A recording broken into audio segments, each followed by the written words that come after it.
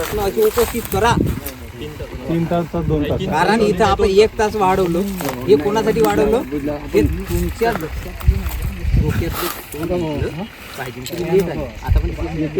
आता पहा, हे 2 शेतकरी लावले, मी 15 पडलो. पण नेमकं का झालं? इथं 2 लावले ना आपण, इथं 3 लावायचे कारण इथं तुमची मानसिकता क्लिअर केली, इथं माझी ठेवली. हे दोनही गेले इथं 3 केल्याच्या का झालं? या झाडाले जे अपेक्षित उत्पन्न यायला पाहिजे ते आलं. कारण इकडून दबलं. तुमची मानसिकता इथं क्लिअर झाली का मा बियाणं जास्त उत्पन्न किती निघलं, आणि ह्या 2चं तेवढंच निघलं. उलट या 3 पेक्षा या 2चं उत्पन्न जास्त निघलं. पण म्हणजे याला का हवा, वातावरण, सगळ्या गोष्टी सेम भेटल्या. म्हणून आपल्याला वरणभर तास किती लावायचे आहे? 2. हे म्हणजे तुमच्या शिकवासाठी ह्या सगळ्या गोष्टीचे प्रयोग करायला लागते. हे बेड आहे 5 फूट. आता बेड कसा मोजायचा? सगळ्यात मोठा प्रश्न आहे तुमचा, बेड कुठून मोजायचा? का तुम्ही करता म्हणजे याले माप. इथं मी उभा आहे, इथं तुम्ही उभे राहतील सगळे दूरच राहा, दुरून लक्ष देते. आता आमच्या दोघांचं अंतर इथे किती आहे? 5 फूट. हे होय बेड. हा, आता दुसरी गोष्ट, याचा डिस्टन्स किती पाहिजे? जे बेड म्हणतो आपण, हे डिस्टन्स तुम्ही ठेवता 2 ते 3 फुटापर्यंत ठेवू शकता. मी नाली कमी जास्त करणं कोणाच्या हातात आहे? ट्रॅक्टरवाल्याच्या हातात आहे. आणि तुम्ही जे बेड मेकर वापरता ते वापरत नाही. थोडंसं पलीकडे गेलं का तिथे बेड मेकर आपण तयार केलेलं आहे. बेडवर रोलर महत्व चोपडं करते, प्रेशर आहे.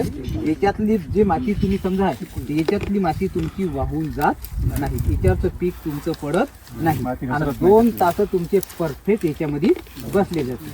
आणि टोकन यंत्रानं प्रत्येक वस्तू टोकवणं तितकी ते होते ना. टोकन यंत्र फायदा. आता हे जे ज्वारी आहे ना, आपण कपाशी काढली, कपाशी काढून कापून ज्वारी टोकन केली. पण याच्यासाठी आपल्याला किती करायला लागलं असतं? बाई पाय ते पण लाव, हे कर ते कर, काही त्याचं देणं गेलं. ते सुद्धा तुम्ही टोकन यंत्रानंच घ्या.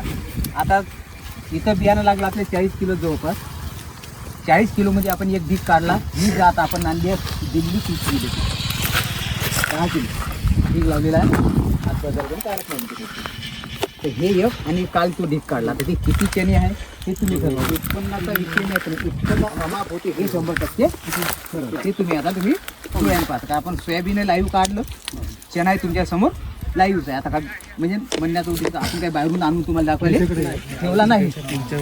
आता राहिला विषय काही आमच्या याच्यात तण नाही, आणि तुमचं जेवढून तुमच्या याच्यात याचा काढा.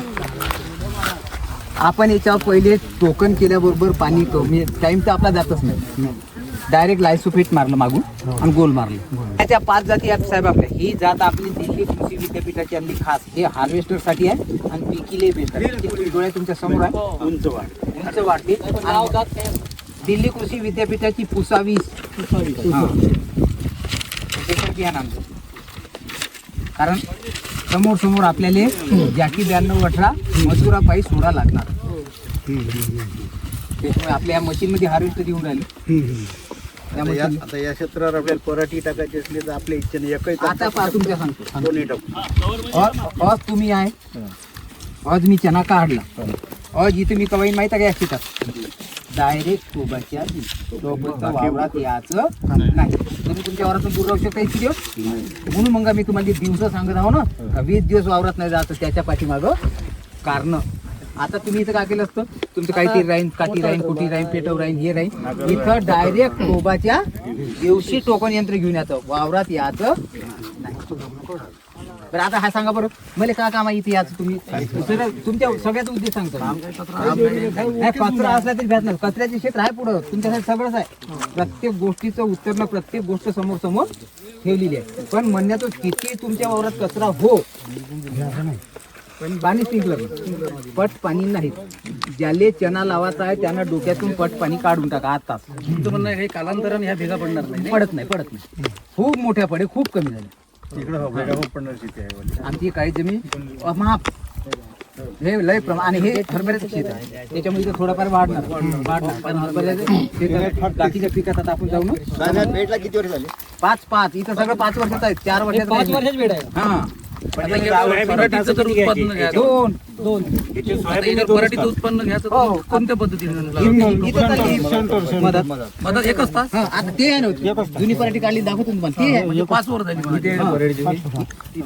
आता एक जर तास बेड बेड कितीचे पाहिजे 4.5 पण मला कसं आहे माहिती आहे का 4, 4.5, 5 असे पूर्ण बेड्या करणे शिकवासाठी सगळ्या सोयी करून मला स्वतःच नुकसान करून घ्यायला लागतं. आता 3 तास टाकले म्हणजे मी तिथं कमीत कमी 4 पोत्याचं नुकसान केलं आणि बी वाढलं.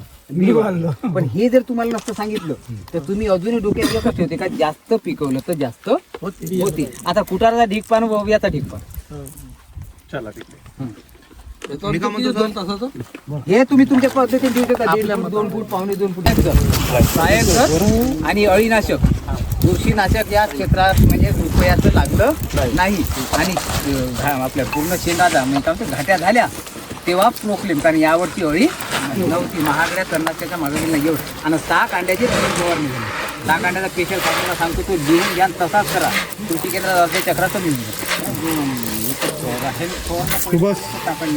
6 कांड्याच्या पहिले केल्या चना निघल्या जेव्हा आपल्या एवढा चना येतो ना 5-6 दिवसात तेव्हा पहिले 6 कांड्याची दुसरी पुन्हा 6 कांड्याची तिसरी 6 कांड्याची डायरेक्ट फुलाच्या फुलाच्या टायमापर्यंत टाकायचे 3 फॉल आहे फुलाच्या टायमामध्ये एक रासायनिक दुसरी रासायनिक 2 मध्ये चांगली रासायनिक किंवा आपल्या घाट्या झाल्या घाट्या झाल्या नाही बुरशीनाशक त्या शेतात नाही मग जमिनीतही नाही आणि वरूनही नाही.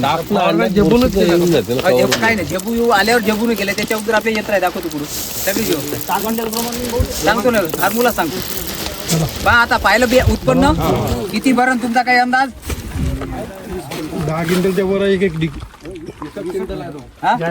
आणि त्याच्यातला 2.5 मधला पुन्हा तो ढीग निघाचा आहे